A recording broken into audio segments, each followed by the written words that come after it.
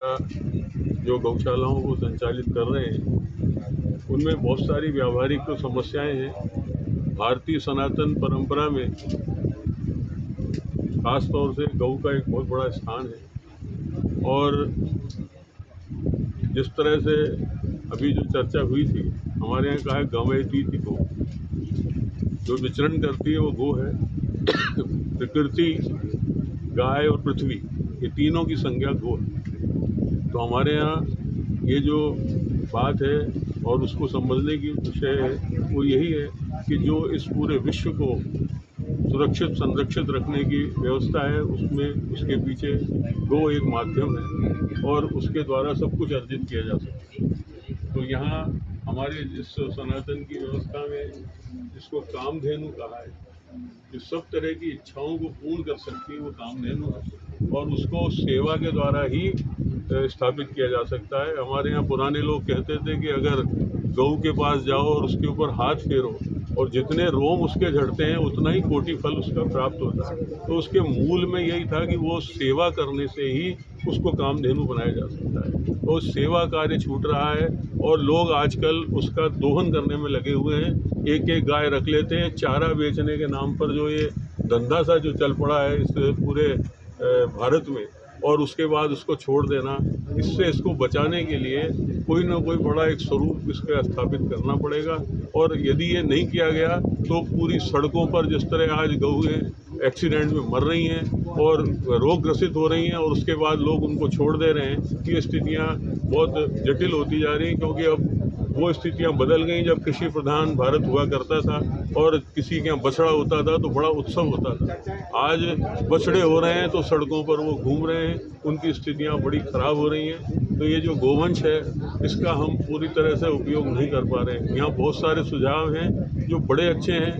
गौशालाओं को जो चला रहे हैं उन्होंने बहुत सारे शोध भी किए हैं बहुत सारे लोगों ने, और उन शोध पर काम करने की ज़रूरत है, उसको आगे बढ़ाने की ज़रूरत है। इस दृष्टि से जो ये कार्यशाला यहाँ आज आयोजित की गई है, मैं इसके लिए इसके आयोजकों को साधुवाद देता हूँ, खासतौर से डॉक्टर अतुल गुप्ता को, जिन्होंने ये चिंतन किया कि इस पर कोई ऐसा कार्य हो और सभी लोग मिलकर के कार्य करें। एक का विचार एक का न रह जाए, वो पूरे भारत का विचार बने और वो उस पर कार्य हो। ये इस बात की आज जो प्रेरणा यहाँ से लोगों को प्राप्त हो रही है, मैं समझता हूँ ये एक बहुत बड़ा आगे जाकर इसका परिणाम आएगा और वो सारे भारत के लिए एक अच्छा संकेत है और आने वाले विश्व के लिए भी बहुत अच्छा संकेत है। मैं पुनः सबके लिए मंगल कामना करते हुए अपनी बात पूरी करता हूँ। Thank you. करना है कि अगर गौकास्ट को पूरी तरह से उपयोग में लिया जाएगा तो आहुति के तौर पे लिया जाए, किस तरीके से लिया जाना है, उसका क्या समाज में वो चल रहा है, तो फीडबैक थोड़ा सा मिलता है तो आपने इसे करवाया है।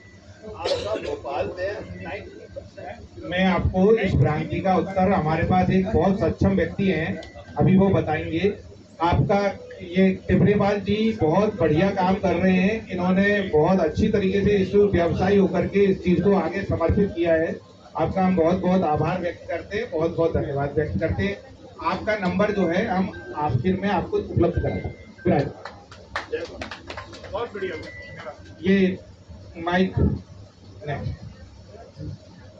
गोकास्ट के बारे में आपको वो व्यक्ति अच्छी तरह से बता पाएगा जो व्यक्ति यहाँ बना रहा है और जो बना करके लगातार उसको उपयोग में जनता को जोड़ करके जनता उसका उपयोग कर रही है। वो व्यक्ति से अभी आपका थोड़ी देर में हम परिचय करा रहे हैं। वो नंबर वाइज आपको पता लगेगी कि एक जो पिंजरापौल गौशाला में एक सज्जन ने एक सामूहिक दृष्टिकोण से इस बार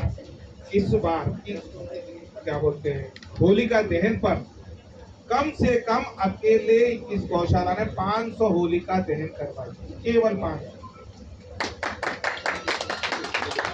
राधे श्याम विजय बरियल के माध्यम से दिन प्रतिदिन यहाँ से अनेकों शमशान गृहों में गाय के गोबर की लकड़ी का सर्विस उपलब्ध कराई और एक दिन में कितनी, लगभग 5 से अधिक प्रतिदिन। आपके पास में 20 कर्मचारी रोज डेली कार्य कर रहे हैं गाय के गोबर की लकड़ी बनाने का। आपके पास में गाय के गोबर की थापड़ी बनाने का कार्य निरंतर चल रहा है। और आपको मैं एक आश्चर्यजनक बात बताता हूँ कि ये कार्य लगातार चल रहा है, वो तो अलग बात है, लेकिन इससे बड़ी चीज है रोजगार कितना सृजन हो रहा है। और गाय के गोबर की लकड़ी बेचने मात्र से आप जो गौशालाओं में लाखों की तादाद में धन आ रहा है। ओके जी।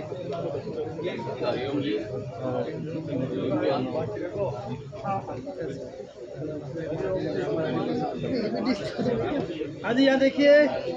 ओके जी।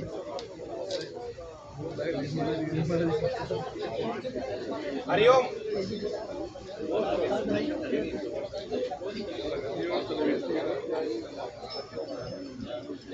ओके जी। ऐसी एक्टिविटी करते रहते हैं कि हम चाहते हैं लोग आए, गौशाला को चारा दें, किसी न किसी तरीके जुड़े। सवा मनी भी हम लोग करते रहते हैं। सवा मनी में हम लोगों ने अनेकों तरीके के फल और सब्जियां होती हैं, ड्राई फ्रूट्स होते हैं, इन लोगों का भी करा हमने। राज्यपाल जी भी यहाँ पधारे। ऑब्जेक्ट हमारा ये रहता है कि आप सब भी अपनी गौशाला में जो अतिथिगण है, वहाँ के जो महानुभाव है, उन लोगों को बुलाएं।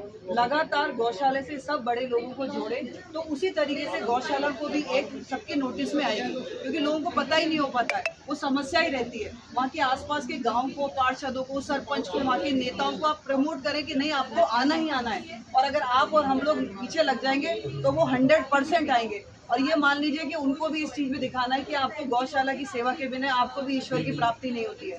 सबको लास्ट में मोक्ष ही चाहिए, और वो मोक्ष तब है जब अपने मन की शांति है उसको। और गाय की सेवा से बड़ी तो शांति हो ही नहीं सकती है।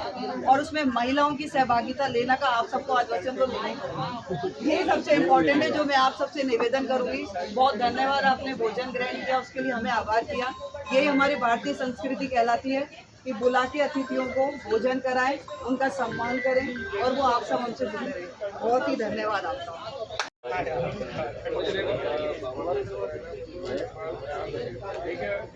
आपका हो गया क्या सर्टिफिकेट? समेकित योजनाओं को, समेकित प्रस्तावों को निश्चित रूप से सरकारी स्तर पर अमल लाया जाएगा, ऐसा हम संकल्पना करते हैं और ऐसा भगवान से प्रार्थना भी करते हैं कि इन गौभक्तों की सारी मांग पूरी हो। 575 साबिर कुरैशी। तो ये सब इनके लिए किसान इनको डालो तो बात खत्म है। 3-4 अंदर जी इनकी भारतीय गौशाला सहयोग परिषद की ओर से ये कार्यक्रम संचालित किया जा रहा है, और इसका मुख्य मकसद है कि देश में गौ माता को राष्ट्र माता बनाया जाए और गौशालाओं को स्वावलंबन बनाया जाए। गौमूत्र गोबर के माध्यम से गौशालाओं को सशक्तिकरण की दिशा दी जाए। इसलिए सभी गौशालाओं को यहाँ निमंत्रण किया गया है और सभी गौशालाएं मिलकर मंथन कर रही हैं और भारत के प्रधानमंत्री जी को एक प्रस्ताव तैयार कर रही हैं कि भारत के प्रधानमंत्री जी अखिल भारतीय गौशाला सहयोग परिषद के माध्यम से जो है आगे इन गौशालाओं की जो स्वावलंबन की दिशा तय करें और गौशालाओं को किसी भी स्तर पर आर्थिक दृष्टि से मजबूत करने का कार्य करें। धन्यवाद। देखिए, जस्ट ओके। हम सभी चिंतित हैं आपके लिए।